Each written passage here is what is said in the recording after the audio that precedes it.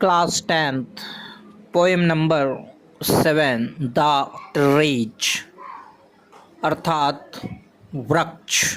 इस कविता में ट्रीज के बारे में बताया गया है और इस पोएम की पोइटिस है Adrienne Rich. Let's see the poem. Can there be a forest without trees? Where are the trees in this poem and where do they go? इसमें एक प्रश्न पूछा गया है कि क्या बिना वृक्षों के जंगल हो सकते हैं।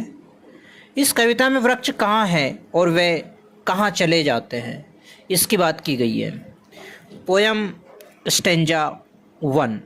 The trees inside are moving out into the forest. The forest that was empty all these days, where no bird could sit, no insect hide, no sun bury its feet in shadow.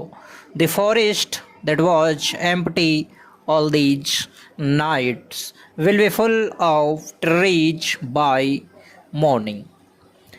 इस poem में पोइटिस घर के अंदर रखे जाने वाले सजावटी पौधों के बारे में बताती है।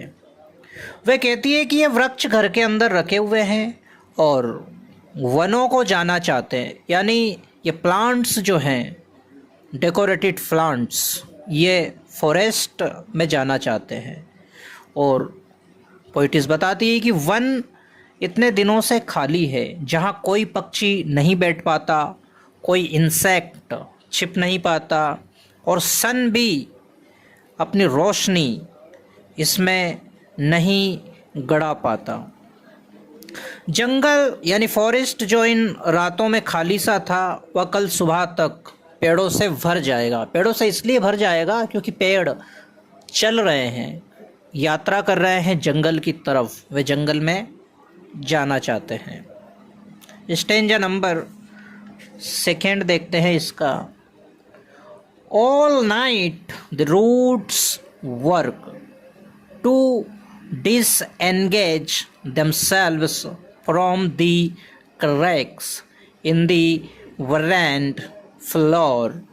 The leaves strain toward the glass, small twigs stiff with exertion, long crammed boughs shuffling under the roof, like newly discharged patients, half dazed, moving to the clinic doors.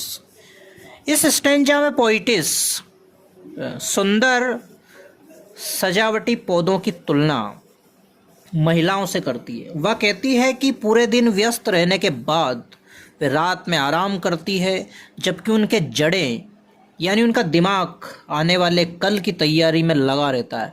जिस तरह कभी किसी दरार से जड़ें निकल आती है, कैसे उसको वहाँ नहीं लगने देना है, यानी कि यदि कोई परेशानी आई है तो किस प्रकार उससे निकलना है।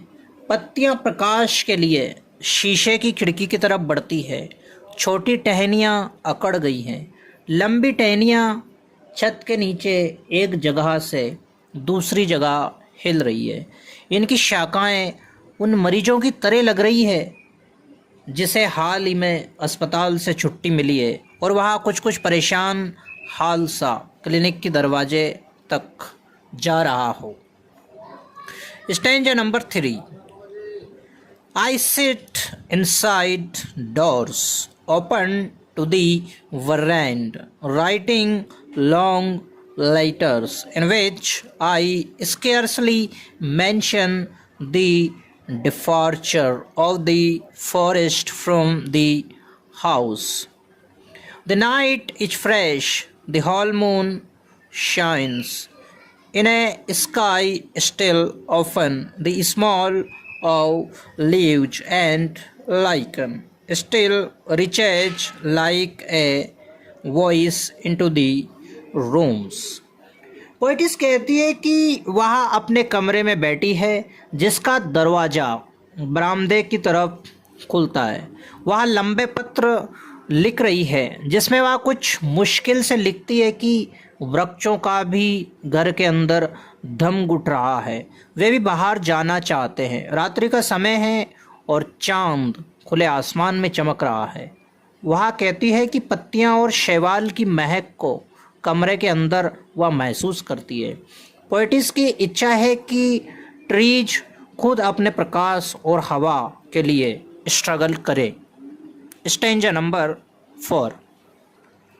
My head is full of whispers which tomorrow will be silent. Listen, the glass is breaking.